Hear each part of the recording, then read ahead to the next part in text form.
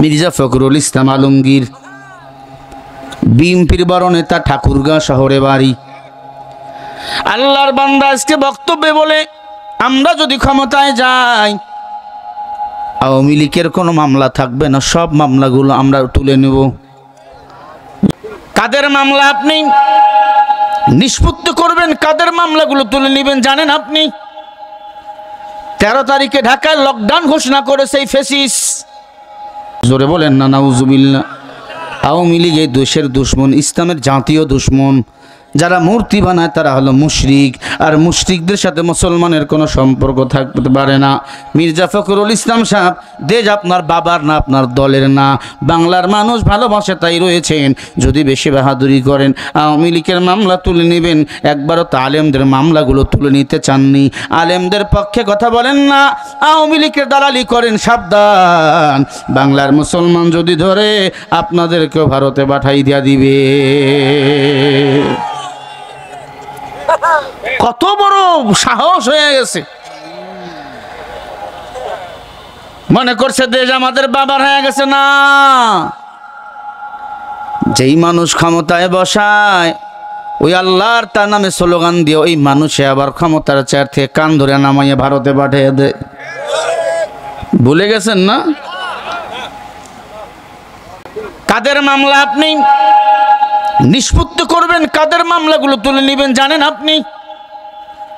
13 তারিখে ঢাকায় লকডাউন ঘোষণা করেছে এই ফেসিস। ঢাকায় এখন বিভিন্ন বাসে আগুন লাগাইতেছে, গাড়িতে আগুন লাগাইতেছে। তবে সারা বাংলাদেশে চিরুনি অভিযান শুরু হয়েছে। আওয়ামী লীগদের ধরতেছে আর পাছায় ডিম ঢুকাইতেছে। কথা কন না কেন?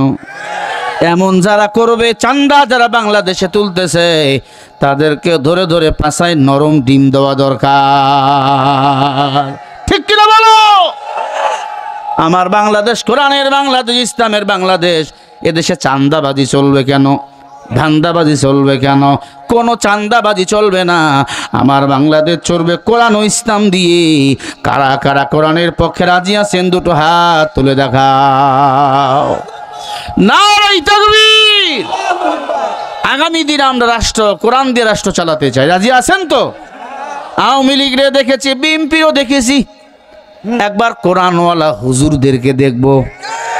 কথা বলেন না কেন? কেউ যদি বাধা দাও তোর জিব্বাটা টান দিয়ে ছিঁড়ে কুত্তা লাস্তা বানায় খাওয়াবো। কারণ তুমি যদি বিএনপি হইয়া কোরআন দিয়ে রাষ্ট্র চালাইতে পারো তোমাকে সালাম, কিন্তু কোরআন দিয়ে রাষ্ট্র চালাবার কথা বলতে তোমার যদি গায়ে আগুন জ্বলে, সাবধান, একটা কোপও তোমার পিঠির জমিনে পড়বে না, সব কয়টা বাড়ি তোমার মাথায় পিঠিতে পড়বে। ঠিক কিনা বলো? জমিন কার? আসমান কার? আইন চলবে কার? কোরআনের আইনের কথা বললে তোমার চান্দি গরম হয়। তখন মির্জা ফখরুল আমাদের মৌলবাদী বলে, তখন হুজুরগো রাজাকার বলে। টের পাও না রাজাকার স্লোগান দিয়া এই জমিন ছেড়ে পালাতে বাধ্য হয়েছে তোমার দাদিমা।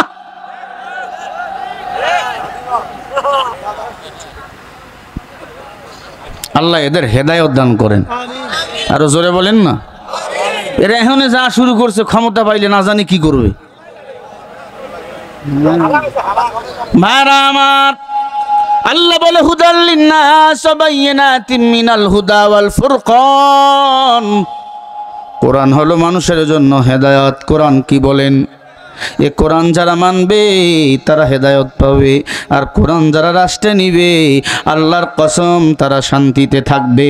ওই জমিনে খুনাখুনি হবে না, কাটাকাটি মারামারি হবে না, ওই দেশের মানুষ শান্তিতে থাকবে, কোনো সন্দেহ নাই। हकीकत से तो दुनिया बेखबर है, दुनिया की नुमाइश पर नजर है। नमी गोयम के अद दुनिया जुदा बस के हर खारे खुदा किया खुदाया। ए আল্লাহর বান্দা, এই জমিনটা আমরা একবার কোরআন ওয়ালাদেরকে শাসন দেখতে চাই। এই জমিনে আল্লাহ ওয়ালাদেরকে দায়িত্ব দিতে চাই। সামনে নির্বাচন আসবে, সবাই ভোট চাওয়ার জন্য টাকা নিয়ে আসবে, টাকার বস্তা নিয়ে আসবে। সব টাকাগুলো খাবেন, কারণ এই টাকা আপনার টাকা, আমার টাকা, এটা চাঁদা তোলা টাকা। আর শেষ ভোট মনে করে ইসলামের পক্ষেই দিবেন। বলেন ইনশাআল্লাহ। এখন যারা উঠে যাবে বুঝবেন এরাই হলো ভারতের দালাল। লড়াইয়ের ওই ময়দানেতে যেতে তোমাকে হবে, প্রয়োজনে সব রক্তটুকু জমিনেই ঢেলে দেবে। তবুও তোমায় লড়তেই হবে, মানিবে না পরাজয়। বিপ্লব মানে জীবন দেওয়া, বসে থাকা নয়। সে কোনদিন আসবে না রে, করো যদি ভয়। আসবে বিজয়, রক্ত আর জীবনের বিনিময়, ঠিক না? আসবে বিজয়, রক্ত আর জীবনের বিনিময়। বিপ্লব মানে জীবন দেওয়া, বসে থাকা নয়। সে কোনদিন আসবে না রে, করো যদি ভয়। কোথা থেকে কোন ভিনদেশি শগুন আমার দেশে এসে সেবার নামে বসলো ওরা মির্জাফরের বেশে। ওদের করতে নাস্তানাবুদ, ওদের করতে নাস্তানাবুদ হতে হবে নির্ভীক। বিপ্লব মানে জীবন দেওয়া, বসে থাকা নয়। সে কোনদিন আসবে না রে, করো যদি ভয়। এই বিপ্লব আমাদের শেষ বিপ্লব মনে করে এগিয়ে যেতে হবে। আগামীর বাংলাদেশ আমরা কোরআনের বাংলাদেশ দেখতে চাই। আল্লাহ কবুল করেন, বলেন আমিন। আরো জোরে বলেন আমিন। কেউ যদি বলে আমি চাই না, সে বেঈমান, সে কি? সে কাফের, সে হলো জাহান্নামী। আমার কথা, আল্লাহর কোরআনের কথা।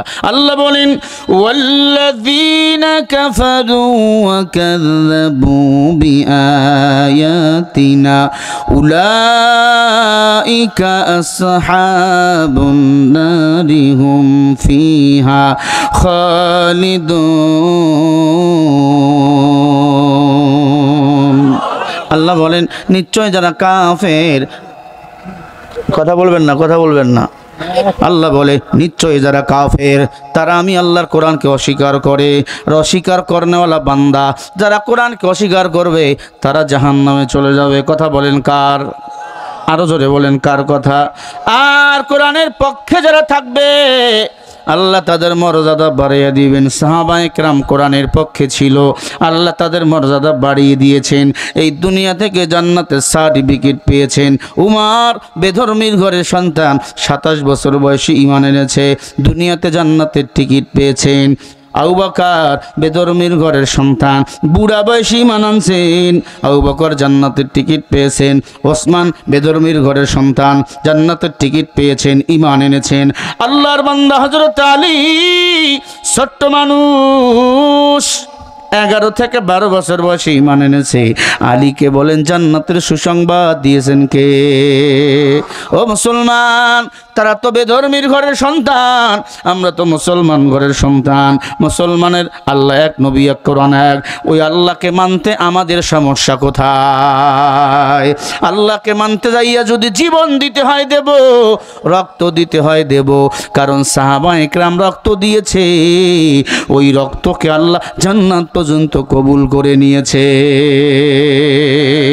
আমাদের আসল বাড়ি হলো জান্নাতে। বলেন কোথায়?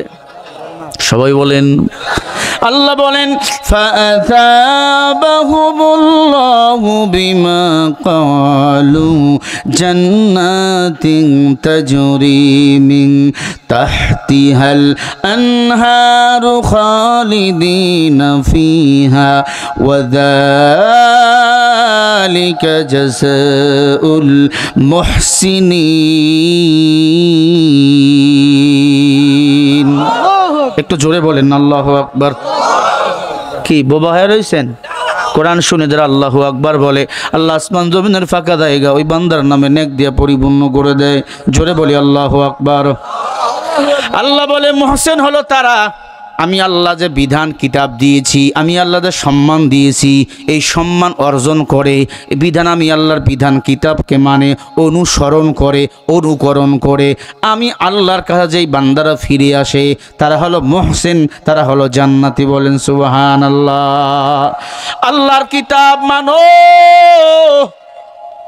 আল্লাহর কিতাব কোরআন অনুযায়ী জীবন চালাও, জীবনটা সুন্দর করে দিবেন আমার আল্লাহ। আল্লাহ তাআলা আপনার উপর খুশি যদি হয়ে যায়, দুনিয়ার কে বেজার হলো দেখার সময় নাই। আল্লাহ বলেন রাদিয়াল্লাহু তাআলা আনহুম ওয়া রাদু আন, সাহাবায়ে কিরাম আমি আল্লাহর উপর খুশি, আমি আল্লাহ তাদের উপর খুশি। ঠিক না বে ঠিক বলেন? সাহাবায়ে কিরাম কোরআনের জন্য মার খেয়েছে, ঘর ছাড়ছে, বাড়ি ছাড়ছে, আমরা ছাড়তে রাজি আছি না নাই? ইনশাআল্লাহ বলেন, আরো জোরে বলেন ইনশাআল্লাহ। যদি তুমি ত্যাগ করতে পারো, নিজেকে বিলীন করে দিতে পারো, মাজাদান সুইপার বানাইতে পারো নিজেকে ইসলামের জন্য, তাহলে আল্লাহ তোমার মর্যাদা বাড়াইয়া দিবেন। খলিফাতুল মুসলিমিন হযরত ওমর ফারুক রাদিয়াল্লাহু তাআলা আনহু 10 বছর ক্ষমতার মসনদে ছিলেন। কয় বছর বলেন? আরো জোরে বলেন। এমন আল্লাহর বান্দা ফজরের নামাজের ইমামতি করার জন্য হেঁটে হেঁটে যাইতেন একা একা মসজিদে নববীতে। বলেন না সুবহানাল্লাহ। অর্ধ পৃথিবীর প্রেসিডেন্ট তোমার আমার মতো বাংলাদেশের প্রেসিডেন্ট নয়, অর্ধ পৃথিবীর প্রেসিডেন্ট ছিল ওমর।